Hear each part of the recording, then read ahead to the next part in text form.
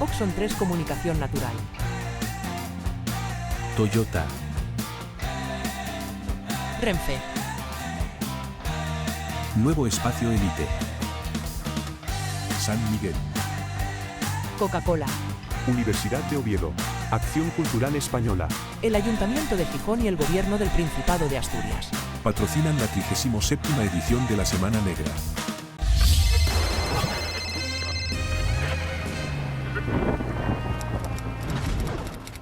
Sí, hola, buenas tardes. Gracias a todos los que nos acompañan en esta tercera de las presentaciones en la Carpa de la Palabra de la Semana Negra. Y este año en la Semana Negra decidimos hacer un pequeño experimento que es mezclar entre los diversos géneros que solemos tratar: ensayo, no ficción criminal, histórico, ciencia ficción, evidentemente negro criminal. También hacer una referencia a la literatura deportiva, pero entendiendo el concepto de literatura deportiva en un sentido amplísimo. Y el libro del que vamos a hablar hoy, obra de Felipe de Luis Manero, es Urtain, pero Urtain no es una biografía de Urtain. Urtain es una crónica de una época. Probablemente todos saben quién fue Urtain. Fue una figura extremadamente popular en la España de finales de los 60, principios de los 70. Luego fue un hombre que, incluso ya alejado del deporte, en determinados momentos tuvo apariciones en la prensa. Y hay un tópico que es el del boxeador que sube y luego cae en desgracia, y eso forma parte de la tragedia de Urtain, pero la vida de Urtain es mucho más que el tópico. Y el libro de Felipe, hay que reconocerlo, es muchas cosas. Es esa biografía, es esa vida plagada de momentos estelares, porque hay momentos de triunfo con otros de verdadera oscuridad. Pero también es nuestra historia, es la historia de una sociedad que en un momento dado de la nada sale un ídolo que de repente está en todos los lados, en las portadas de los periódicos, en la radio. Los combates se transmitían y se vendía la imagen de que esa España de ese momento pues podía estar a la altura de los grandes eventos deportivos internacionales. Pero es también la etapa de aquel momento, de cómo alguien pasa del todo a la nada y de la nada al todo. Es muchas cosas. Vamos a hablar a lo largo de los próximos minutos de este Urtain con Felipe y les invito a que nos acompañen. La primera pregunta que tenía preparada para Felipe es: ¿de dónde viene este interés por Urtain y por ese momento histórico? Bueno, a mí siempre me ha interesado mucho las historias que tiene detrás el deporte, mezclar un poco pues literatura, historias humanas, historias deportivas. Y yo había escrito en mi anterior libro sobre Sito Miñanco, Sito Presidente. Es un libro en el que cuento un poco pues, las peripecias de este narcotraficante cuando se hace presidente de un club muy modesto. Bueno, el caso es que yo estaba buscando algo que también mezclara el deporte y que tuviera una historia humana detrás. Yo no era un experto, ahora igual tampoco lo soy, pero un poco más. No era un experto en Urtain, ni mucho menos. Pero tenía en mi mente pues una conversación que tuve con mi padre cuando tenía yo 10 años, 10, 11, 12 años. Y entonces mi padre vio en el periódico un reportaje que hacía alusión a Urtain, ¿no? Y al final de Urtain, ¿no? A ese final trágico, ese desenlace muy cruel. Y yo, sin conocer de nada el personaje, mi padre, pues yo recuerdo la mirada de mi padre, esos ojos de impacto, cuando me dijo: joder, fíjate lo que fue este hombre, no te lo puedes ni imaginar, y cómo terminó, ¿no? Y entonces empecé un poco a husmear, a bucear en su vida, a ver lo que se había hecho, y me di cuenta que no había, bueno, digamos, ningún libro que abarcara toda su vida, y además me di cuenta de que el mundo de Urtain era un mundo amplio, muy rico en matices y muy rico en personajes secundarios. Para quien no lo sepa, el libro, bueno, tiene varios capítulos salteados, son capítulos pequeñitos en el que se habla de otros personajes de la época que nada tienen que ver con Urtain, salvo que coinciden con él, ¿no? Por ejemplo, está Vicente Gil, que fue el médico de Franco durante 40 años y que a la vez, en ese momento, fue presidente de la Federación de Boxeo.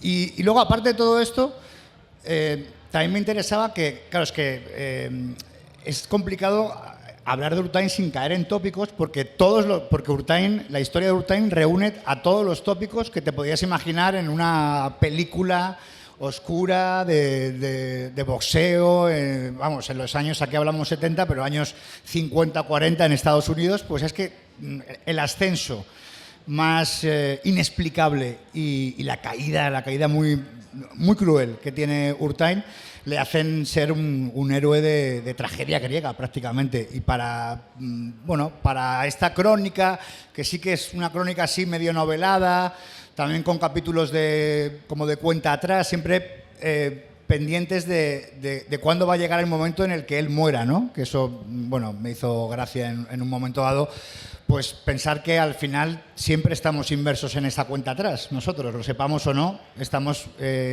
huyendo o persiguiendo a nuestra muerte, no lo sabemos. Y bueno, a partir de ahí pues nació Urtain y aquí estamos hablando del libro. Y es que en ese momento, hoy el boxeo, en lo que es dentro del deporte español y en el periodismo español, ocupa un recuadro al final de las páginas o de algún contenedor deportivo, y siempre para contar alguna historia estrambótica. Pero en aquel momento el boxeo es uno de los deportes más populares de este país.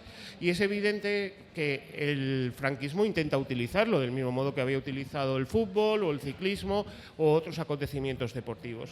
Y en ese caso, el de Vicente Gil, que es, como decías, el médico personal de Franco, presidente de la Federación Española de Boxeo, tiene digamos que la misión de lanzar a Urtain es casi una misión de Estado. Hay que convertirlo primero en campeón de Europa, se le buscan unos combates que, bueno, está muy bien explicado en el libro cómo se encontraron a algunos de sus antagonistas y cómo muchos periodistas se prestaron a inventar biografías deportivas para hinchar la expectación de esos combates, y es un hombre tremendamente popular en aquel momento como héroe deportivo, equivalente al tema. En cuanto a repercusión, un combate de Urtain sería el equivalente a una final de la Eurocopa. Quiero decir que estaba todo el mundo pendiente en aquel momento. Es que es muy difícil de hacer la comparación y de imaginar, porque yo lo he intentado y digo, ostras, no me imagino cómo un boxeador puede ser un personaje que, según todas las crónicas y los documentos de la época, era el personaje más popular junto al cordobés, al torero. Y era la España del cordobés, de Urtain y de Marisol. Esta era la España de ese momento. Y es verdad que se juntan, pues digamos que varios factores. Está Vicente Gil por un lado, y sí que Franco con Vicente Gil pues hablaban, y bueno, aunque Franco no era tampoco un seguidor muy aficionado al boxeo, pero sí que dijo, estaría bien conseguir a un boxeador, porque en ese momento España tiene buenos boxeadores, muy buenos, pero estaría bien conseguir a un tío que fuese muy potente, pero en los pesos pesados, ¿no? En la categoría reina. Y claro, Franco dice, estaría muy bien conseguir a un Paulín Uzkudun, que, bueno, para quien no lo sepa, es en los años anteriores a la Guerra Civil, pues también un hombre que cortaba troncos en el País Vasco, y de repente le enseñan a boxear, y él sí que llega a boxear contra las mayores glorias. Contra Primo Carnera, con los grandes de los años 30 del boxeo. Entonces, Franco y muchos, aparte de Franco, pues tenían eso en la cabeza, ¿no? Joder, pues si conseguimos a un nuevo Uzkudun, puede estar muy bien, ¿no? Porque además España en ese momento tiene esa imagen de país un poco atrasado, ¿no? Y la gente de la calle como que no siente los motivos para sentirse orgulloso de ser español, ¿no? Y claro, de repente ven a un tío como Urtain, que el tío, por no sabe ni boxear, que empieza a boxear con 24 años y que viene, a la gente le venden como un tío sacado de una aldea del País Vasco, un forzudo que levantaba piedras. De repente está ganando combates a extranjeros muchas veces, ¿no? Que por ahí un poco la propaganda más franquista, ¿no? Y la gente se engancha muchísimo a Urtain, porque antes de que él fuera campeón de Europa por primera vez, ya era un hombre muy, muy popular, ¿eh? O sea, había, para que se hagan una idea, había hasta tiendas de lencería femenina con las fotos de Urtain, porque además también reflejaba un poco la imagen de macho ibérico de ese momento, ¿no? También estaba en la imagen de la marca Soberano, ¿no? Pues era otro país, desde luego, muy machista, y Urtain era muy popular. Y de repente, es verdad que su momento en la cumbre no dura demasiado, dura año y medio, 2 años, y él luego, la gente se olvida de él con mucha facilidad, con la misma con la que le ha hecho un hombre muy popular, ¿no? Y luego está la segunda parte de Urtain, cuando ya se retira del boxeo, y es una persecución implacable del propio Urtain hacia Urtain, porque él siempre quiere volver a ser Urtain, pero ya nunca más lo va a conseguir. Es una historia, al final, yo lo hablo, es una historia que tiene momentos muy divertidos, personajes muy divertidos, muy delirantes, pero es una historia triste. Al final es una historia triste. Es una historia también de excesos, como explicas, porque es excesivo ese amor incondicional que tiene del público en ese momento de gloria, y el olvido que viene después, o luego viene otro momento que ya no es de olvido, pero casi como de personaje al que se ridiculiza constantemente en medios. Todavía hay esta pelea que tiene él de intentar volver a ser un personaje público, tiene apariciones en radio, televisión, incluso en algún programa aparentemente deportivo, pero siempre ves en los años 80 que es básicamente vamos a reírnos de este que otra cosa. Es un personaje ridiculizado que primero prueba suerte en la lucha libre, como le pasó a otros grandes luchadores como el propio Primo Carnera, y se inspiró en Primo Carnera la película Más dura será la caída. Ahí ya le hacen algunas entrevistas. Hay una entrevista en la que Matías Prats, nuestro Matías, ¿Estaba allí? Estaba ahí, pero él,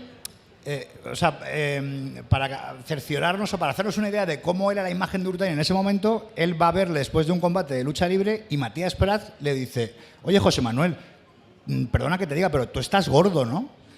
Y entonces, aparte, él en ese momento satura a José Manuel y no sabe cómo responder y contesta algo ininteligible, pero él empieza con la lucha libre y después llega a ser portero de una discoteca. A él siempre le venden un poco que va a ser la imagen de los negocios, ¿no? Un negocio que hubo muchos en el momento que se va a llamar Urtain.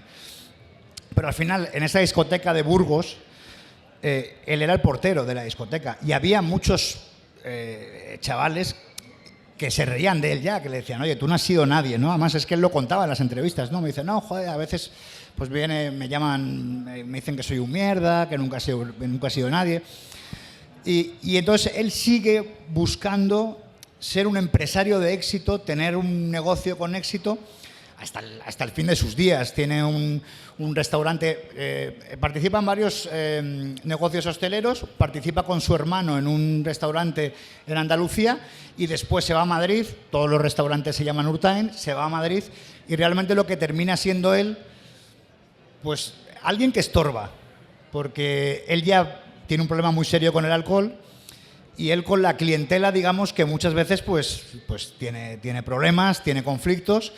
Y además él no, para nada es el dueño del restaurante, ¿no? Porque no tiene ese dinero. O sea, simplemente le dan una paga y también se la dan a su mujer, su segunda mujer en ese momento. Y ese desenlace a mí me parece que también me parece que su muerte es también quizá la muerte de una época, de una era en esta España, el tardofranquismo, una etapa que yo considero, hay documentos, pero considero un tanto descuidada en nuestras obras artísticas, cine o libros. Me viene a la cabeza, lógicamente, guerra civil, posguerra. Hay un montón de documentos y de material. De aquí, del tardofranquismo, hay menos. Y es una cosa curiosa, porque es un país muy gris, pero que está deseando quitarse los grilletes, vamos. Quería que nos hablases un poquito también del método de trabajo. En Sito Presidente es un libro en el que hay un anecdotario muy rico, porque hay encuentros con personajes más que curiosos. Cuando este hombre se hace con un equipo de fútbol que decías, pues no sé si sería el equivalente a tercera o alguna categoría equivalente inferior. A preferente. Él tenía la gran ilusión de ascender su ilusión era llegar un día al palco del Real Madrid. Era Eso una es. cosa. Pero aparte de esos encuentros personales, estas entrevistas, estos encuentros con personas que vivieron en aquel momento, hay también acceso a muchos pues a reportajes televisivos, periódicos. ¿Con Urtain utilizaste una técnica de trabajo similar? ¿Cómo te aproximaste al personaje? Bueno, hay diferencias también en el estilo. Es verdad que con Sito pues, es una crónica escrita en primera persona. Hay mucho entrecomillado. Puede ser pues, un libro quizá más periodístico. Y con Urtain sí que yo entrevisto a varias personas que le conocen, tanto familiares como periodistas deportivos, como gente del boxeo. Leo mucho. Por ejemplo, leí las memorias de Vicente Gil, 40 años al lado de Franco, junto a Franco, unas memorias que desde aquí aconsejo, porque de verdad es que no te imaginas que el médico de cabecera de Franco sea así, ¿no? Y después mi idea era, bueno, pues que el libro no llegase a ser una biografía, tampoco una novela, pero sí que hay muchas partes que están noveladas, hay muchos... es un libro muy rico en cuanto a personajes. No digo que Sito no lo sea, pero es verdad que Sito pues hay unos personajes centrales sobre los que más o menos va girando la acción. Hay mucho anecdotario, pero bueno, aquí también hay unas cuantas, no solamente de Urtain, sino de otra gente, de Vicente Gil, de Fernando Vadillo y Manuel Alcántara, que eran los cronistas del boxeo en esa época. Y también me sorprendió mucho que, para que la gente se pueda hacer una idea, en ese momento en el Marca y en el As se encargaban de contar el boxeo dos de las mejores plumas de nuestro país, Manuel Alcántara, que ya era Premio Nacional de Literatura, o sea, algo bastante, que no te imaginas ahora que yo lógicamente soy periodista y me considero durante muchos años me he considerado periodista deportivo, pero es verdad que ahora te sorprende un poco, pero en ese momento pues a mí también me gusta de la historia de Urtain que la prensa, los periodistas, son personajes principales, por una parte, son personajes principales. Y eso a mí también me llamó mucho la atención y de hecho siempre digo que tengo mucha nostalgia de esa época periodísticamente que no pude vivir, que ojalá la hubiera vivido laboralmente, pero no...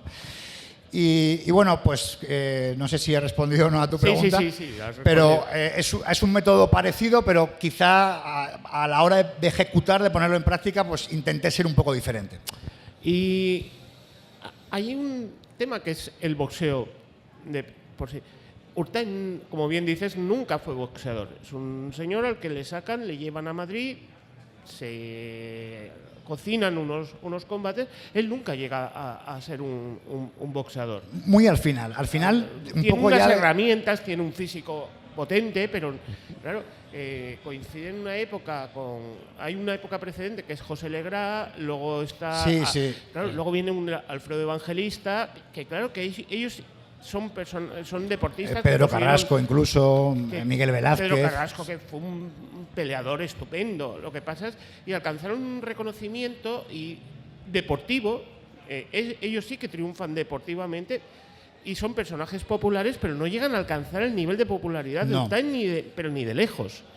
Y de hecho, cuando el contraste de eso, ¿no? Dice los mejores deportistas, los mejores en lo suyo, por decirlo de alguna forma, están siempre a la sombra del fenómeno Urtain. Y al principio, de hecho, los boxeadores profesionales sienten cierto recelo por Urtain y hay cierto rechazo, pero que dura muy poco porque luego conocen al personaje y bueno, pues conocen esa candidez, esa ingenuidad que a veces incluso parece tan excesiva que dices, a lo mejor se estaba riendo el de todos, que es una duda que yo todavía mantengo hoy de Urtain. Pero es verdad que él, antes incluso de ganar ningún título, es el boxeador, sin duda alguna, más popular de España. Nunca llega a ser un gran boxeador. Yo hablaba con Alfredo Relaño, que fue director de las mucho tiempo y conoció a Urtain. De hecho, también sale Alfredo en el libro. Y él me decía, mira, al final de todo, cuando él se retira, por hacer un símil con el fútbol, podríamos decir que es un boxeador de UEFA, de media tabla para arriba, pero nunca llega a ser un top. Es muy complicado que lo sea porque empieza a boxear con 24 años, que es una edad muy tardía para empezar a boxear de manera profesional. Y ya te digo, ya al principio, pues de hecho hay algunos que le tienen cierta tirria, pero dura poco porque conocen al personaje y como que dicen, pues no me puede caer mal este tipo? Leyendo el libro, a veces te quedas con la sensación de que si Urtain, cuando le van a buscar, decide quedarse allí, hubiese sido un tipo que hubiese llevado una vida normal, desde luego, y probablemente un tipo feliz, ¿no? Creo que todo lo que vino, todo esto en la búsqueda de la fama y demás, es a consecuencia de... No, porque inicialmente este hombre no tenía ese motor. No, era conocido en el País Vasco, pero es verdad que por eso yo digo que tampoco es exactamente un juguete roto, porque él tiene parte de responsabilidad en lo que le pasa. Él decide, a él no le ponen una pistola a él le dicen, oye, vente a Madrid, vas a ser rico y famoso, y él dice, pues voy a Madrid. Y la sensación que yo tengo, y que creo que todos tienen al leer el libro, es que ninguno de nosotros nos cambiaríamos por Urtain. Siendo Urtain el hombre más popular, pero sabiendo todo lo que pasó. Y da la sensación de que si él en un momento dado dice, oye, me quedo aquí tranquilo, como hizo el padre de Julen Lopetegui, pues iba a tener una vida tranquila y feliz, pero, ojo, una vida que a él le parecía vacía y de la que él siempre quiso escapar, que es la vida del pueblo, con su novia de toda la vida, 3 hijos que tuvo muy pronto, y a él eso como que le asfixia un poco y por eso accede a irse a Madrid, porque bueno, y también pues le gustaba la fiesta, le gustaba alternar y también pues tenía ganas de tener mucho dinero, ¿no? Y esta crónica, que insisto también, evidentemente en la presentación no tenemos mucho tiempo, el libro se llama Urtain, evidentemente está centrado en Urtain, pero es también crónica de una época. Crónica de un tiempo de cambio, de un momento en el que la ciudadanía sigue los modelos que marcan, digamos, el régimen, los medios del régimen, porque era un monopolio de la información y también un intento de dirigir la sociedad, pero también es una crónica de cambio, porque en un momento dado eso se viene abajo tan rápido como todo el modo de vida que se estaba vendiendo.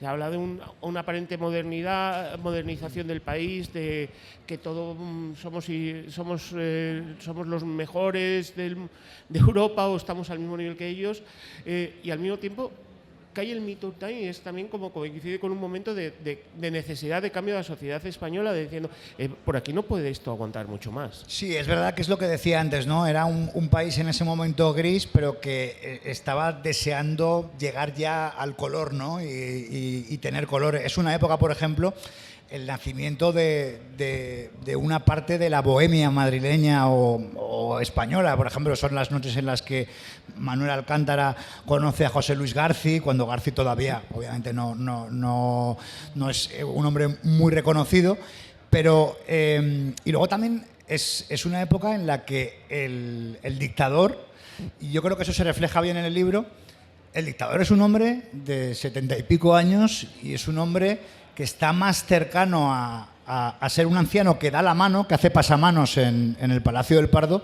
a ser una persona que tenga capacidad de decidir, ¿no? en lo político, en lo civil. Y de hecho se ve muy bien que es un hombre incluso pues, que busca consejo por parte de su médico de cabecera. O sea, su médico de cabecera le llega a preguntar qué le parece tal decisión de que este sea presidente del gobierno. Y es una época interesante porque es lo que tú dices, que es verdad que, que se rompe una era con Urtain, cuando Urtain deja de ser famoso, deja de ser popular, y después cuando Urtain muere, porque fíjate que Urtain muere, se suicida, se tira desde un 10º piso, días antes de que empiecen los Juegos Olímpicos del 92. O sea que eso también es como una imagen que te dice mucho de esa España, porque la España a partir de los Juegos Olímpicos del 92, digamos que también es otra España, ¿no? Hay un espaldarazo, es otra España, y es verdad que hay una España que va muriendo y se muere con Urtain. Yo quisiera preguntarte, vamos terminando ya esta conversación tan agradable, ¿tienes algún proyecto nuevo en la mesa o tienes intención de seguir haciendo esta combinación de crónica deportiva, crónica social con un elemento de ficción?